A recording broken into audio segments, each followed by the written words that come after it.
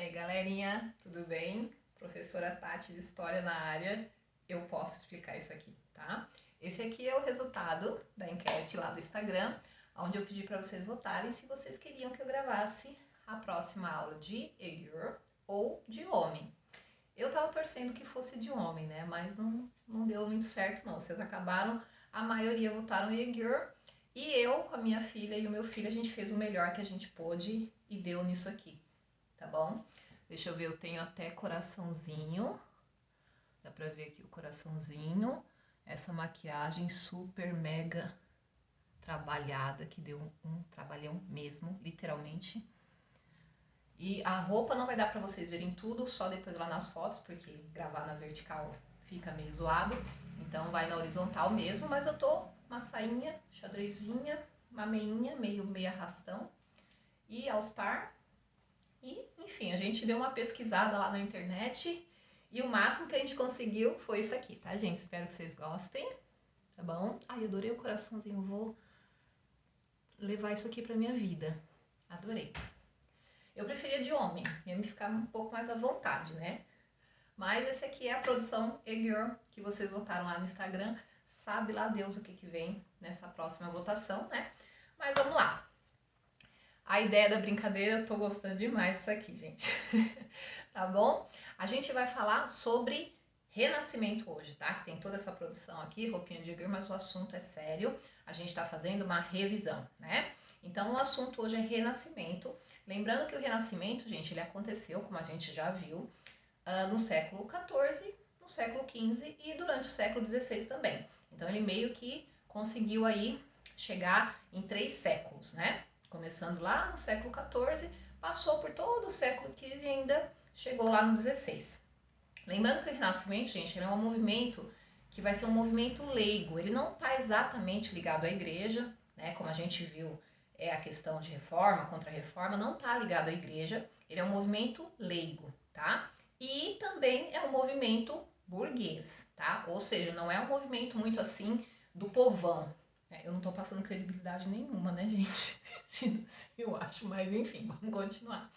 Então, ele era um movimento do século 14, 15, 16, não tinha exatamente ligação com a igreja, um movimento leigo, e também um movimento burguês. Lembrando que burguesia, sempre lembre, comerciante, pessoal que está começando, ó, ganhar uma bufunfa. Lembrando que burguesia vem de burgo, né? Aqueles primeiros comércios, aquelas vilazinhas onde começaram a se fazer os primeiros comércios, tá? Então essas pessoas, os burgueses, era quem começou a ganhar algum dinheiro nessa época, subir um pouquinho de classe social, né? Enfim, esse movimento, o Renascimento, também aparece em muitos livros como Renascimento e Humanismo, porque o humanismo ele vai ser a filosofia do Renascimento, vamos dizer assim, né? Então, em alguns lugares vocês podem encontrar como Renascimento e Humanismo, tá? E ele começa na Europa, tá? Para ser mais preciso, ali na Península Itálica. Mas por que ele começa na Península Itálica? Para quem está com dificuldade de lembra que quando a gente falou da questão do renascimento comercial, a gente também falou sobre isso, esse comércio ele vai começar a nascer exatamente nesses lugares.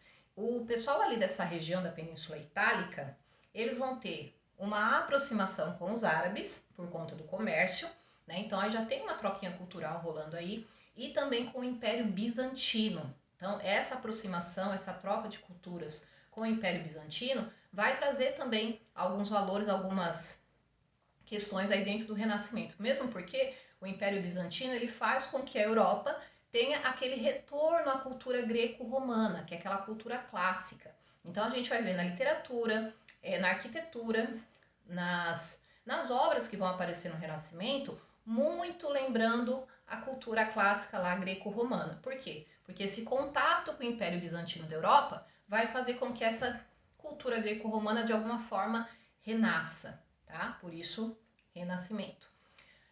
Lembrando que Grécia e Roma a gente já está falando praticamente ali, né, da Península Itálica, e Grécia também está na Europa, né, gente? Então, quando a gente fala renascimento, já está na palavra. Se está renascendo, é porque já existiu em alguma época, né? Está renascendo, não está nascendo, né? Então, já existiu por algum motivo, a gente já viu isso quando a gente falou mais da questão da hegemonia da igreja, do poder da igreja, né? E ficou meio que adormecido de alguma forma e agora está renascendo, tá? Principalmente com esse comércio com os árabes e a troca de culturas aí com o Império Bizantino que está rolando. Ok. Outra coisa importante é lembrar que esse período, os artistas que vão surgir nesse período, as figuras importantíssimas que a gente vai estudar nesse período, eles vão ser financiados, vamos dizer assim, pelo que foi chamado de mecenas. Mecenas, eles vêm como se fosse uma espécie de burguês que tinha, né, algum dinheiro e ele meio que apadrinhava aquele artista e de alguma forma ia manter aquele artista ali com condições de trabalhar, ia de alguma forma financiar o trabalho daquele artista. Então esses mecenas, eles se tornaram muito importantes, existiram famílias muito famosas, como a família Médici, que vão acabar sendo importantíssimos nesse processo de financiar o acontecimento das obras desses artistas aí do Renascimento, tá? Lembrando também que a Itália acaba sendo o berço do Renascimento, né, vamos dizer assim, porque ela já era, né, a antiga sede do Império Romano, né, para quem não lembra. Ok, vamos lá para as características do humanismo. Características do humanismo. A gente já falou do Renascimento, a gente já falou do humanismo, que é a filosofia do Renascimento. Essa é a principal característica, tá? Vai ser a filosofia, tá, gente? Então vai ser de alguma forma o que vai, o sentimento que vai colocar aí o Renascimento para acontecer de fato. A gente vai ter também o antropocentrismo, acho que essa palavrinha vocês já estão meio que acostumados, porque o antropocentrismo ele vai ser exatamente o contrário do teocentrismo. Lembrando que o teocentrismo era Deus, né, a religião no centro de tudo. E agora a gente tem antropo, que vem de homem, centrismo. Então, o homem no centro de tudo. Então, o homem deixa de ter aquele pensamento onde só a religião importava, só o que a igreja dizia era verdade, só o que a religião pregava era verdade, meio que ia limitar a vida desse homem a ter uma vida um pouquinho mais ampla, agora com ele no meio, né? Ele no centro. Então, uma das principais características vai ser o antropocentrismo. A gente vai ter também o racionalismo, onde a gente vai ter aquela briga ali de fé versus razão, né? Que até então tudo era baseado na fé, e agora a gente vai ter o racionalismo. As pessoas vão começar a querer explicações mais científicas para aqueles acontecimentos, aqueles fenômenos, aliás, que a igreja dava uma explicação e todo mundo aceitava como verdade absoluta. Então, o uso da razão, né, o racionalismo, ele também vai ser uma característica muito importante aí no Renascimento. A gente também vai ter o empirismo. O empirismo, gente, quando a gente está falando de empírico, a gente está falando de colocar em prática, de testar. Então, não vai ser mais aceito só a teoria, né? As pessoas desse período renascentista, eles vão querer de alguma forma colocar em prática essa teoria. Vamos ver se funciona, né? Vamos colocar de alguma forma em uma espécie de laboratório, vamos testar, vamos colocar na prática, vamos ver se a teoria realmente condiz com a prática ou se essa teoria está errada. Então, o empirismo vai ser também uma característica importantíssima do Renascimento. Outra característica vai ser o individualismo. Já está no nome, né, gente? Aquela coisa de visão coletiva que a Idade Média tanto trouxe, que a Igreja Católica tanto pregou, porque tudo tinha que ser pensando no próximo, tudo tinha que ser pensando na coletividade. O Renascimento ele vai meio que dar uma segurada aí, gente, nessa coisa de visão coletiva. Vamos pensar no indivíduo, vamos pensar em você, vamos pensar só em mim. Então, o individualismo também vai ser uma característica que vai explicar muita coisa dentro desse processo aí de renascimento. Outra característica importante vai ser o naturalismo. Nesse momento, é importante a gente perceber que os homens que vão ver nessa época a influência do Renascimento em relação ao naturalismo vai ser que o homem vai começar a pensar em se integrar à natureza e não estar acima dela, né? Então, de alguma forma, vai rolar aí uma coisa meio hippie, né? Vamos curtir a natureza numa boa, vamos respeitar a natureza. A gente tá aí para se integrar, para ser um só, né? Então, vai rolar esse sentimento aí de naturalismo dentro também do Renascimento, sendo uma característica também muito importante. Outra coisa, hedonismo. O hedonismo, ele vem do hedonê, do latim, né? Aliás, do grego, hedonê. E esse hedonê quer dizer prazer, vontade. Então, o hedonismo dentro do Renascimento, ele vai ser o quê?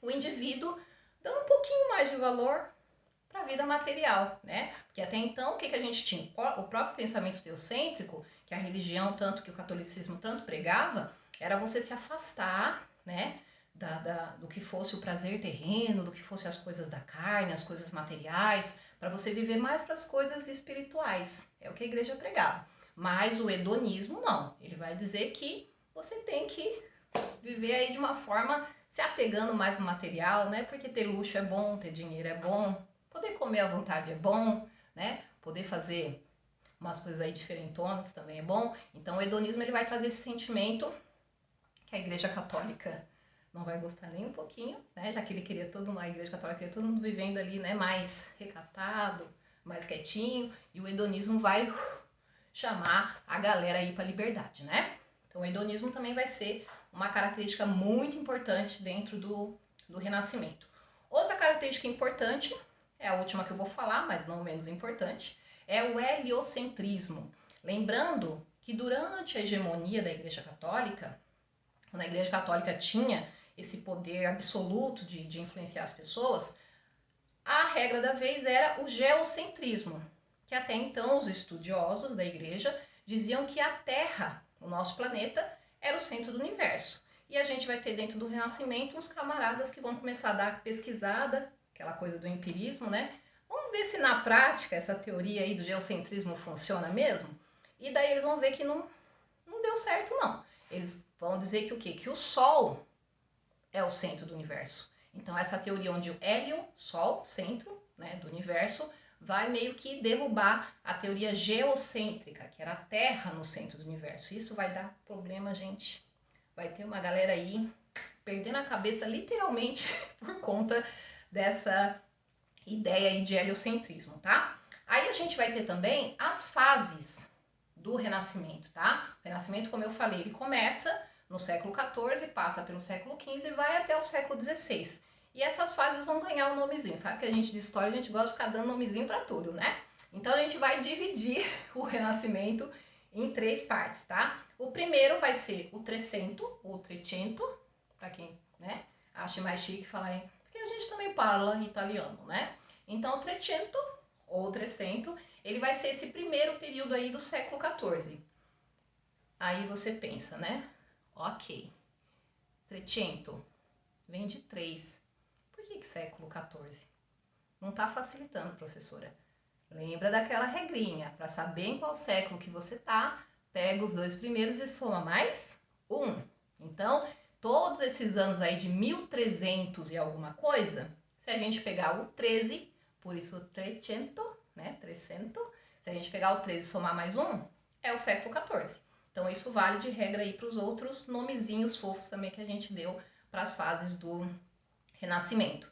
Aí depois vem o 400, ou 400, que seria essa fase intermediária, né? Que vai aí durante todo o século XV, né? Lembrando 400, porque é 14 mais 1. Então, refere-se ao século XV, onde a gente vai ter vários trabalhos, várias obras, e o destaque desse 400 vai ser a cidade de Florença, com uma família muito importante, que a gente vai falar em outro vídeo, que é a família Médici. E a gente vai ter também uma figura muito importante aí, que vai ser o Leonardo da Vinci pintando aí a sua Mona Lisa. Aí a gente tem a fase última, né, a derradeira, não menos importante, que vai ser o Cinquento, né, ou o 50, como alguns dizem. Esse vai ser, obviamente, o finalzinho, né, gente, século XVI.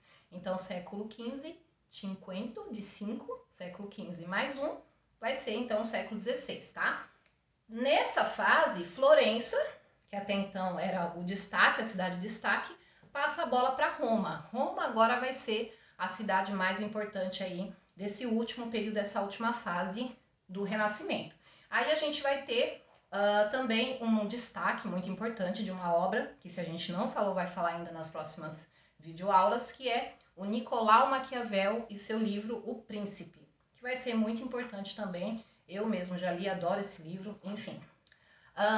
E outra coisa, gente, o Renascimento, é bom a gente lembrar que a gente ainda está num período que está rolando a Contra-Reforma. A gente já aprendeu Reforma Protestante, Contra-Reforma, e a gente está falando agora do Renascimento, mas a Contra-Reforma ainda está rolando. Lembrando que todos esses pensamentos, essa coisa do antropocentrismo, do heliocentrismo, vai deixar a Igreja Católica muito pistola. Então, quer dizer, essa Contra-Reforma, ela ainda vai durar mais um pouquinho e ela vai perseguir também essas pessoas, essas figuras que estão envolvidas aí com todas essas novas características aí do Renascimento, né? Então a Igreja Católica não vai deixar barato não, tá bom? Gente, por esse vídeo é isso. Esse foi um resumo do Renascimento. A gente grava um outro vídeo em outro momento falando sobre essas principais figuras aí, onde eu vou voltar a falar do Leonardo da Vinci, os outros tartarugas ninja, né? Porque tem o Rafael, tem o Michelangelo também, né? O Donatello. Então a gente vai falar sobre essas figuras importantes. Vai falar também sobre o Nicolau Maquiavel, sobre o Thomas Moros, que alguns já conhecem lá com o livro dele, A Utopia. E a gente vai voltar e gravar um vídeo para esse aqui não ficar muito grande. E a gente vai falar só sobre essas figuras importantíssimas, então, do Renascimento. Tá bom? Galerinha, por esse vídeo era isso. Espero que vocês tenham gostado. Muito obrigada por terem ido lá, votado, escolhido o look dessa videoconferência. E aguardem aí que o próximo tem mais opções lá para vocês votarem, para a prof poder trazer aqui para vocês um lookzinho diferente para aula. A gente dá uma movimentada, né, gente? Beijo, até a próxima. Fiquem com Deus. Fui!